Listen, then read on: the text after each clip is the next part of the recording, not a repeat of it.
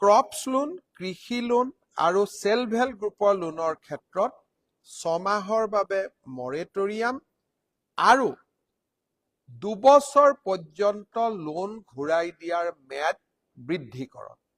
ই এটা আমি সকাহ দিব পাৰিছো।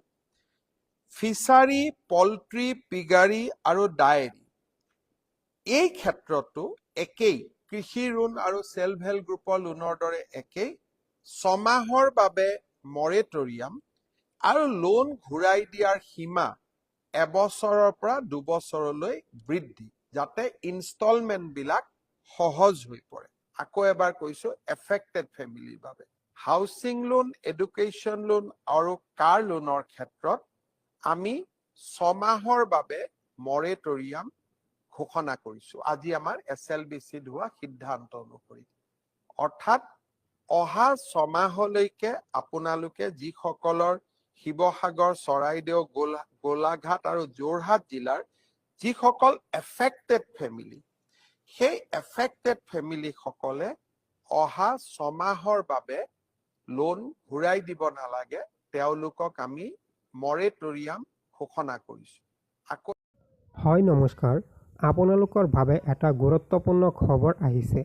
যিসকলে লোন লৈছে তেওঁলোকে তেওঁলোকৰ লোনৰ EMI 6 মাহৰ ভিতৰত ঘূৰাই দিব নালাগে বুলি এটা খবৰ আপোনালোকে দেখিব পাৰিছে।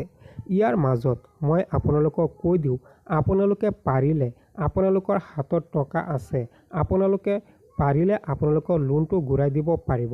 যিসকলে লোন ঘূৰাই দিব নোৱাৰে, তেওঁলোকৰ বানপানীৰ বাবে ক্ষয়ক্ষতি হৈছে, তেওঁলোকক মই কৈ দিওঁ, আপোনালোকে আপোনালোকৰ বেংক মেনেজাৰৰ সৈতে যোগাযোগ কৰিব।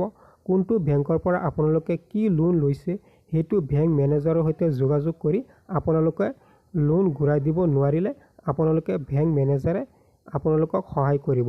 সেইবাবে মই আপোনালোকক কৈ দিওঁ, আপোনালোকে এনে ঘৰত বহি নাথাকিব, আপোনালোকে লোন ঘূৰাই দিব পাৰিলে লোন ঘূৰাই দিয়ক।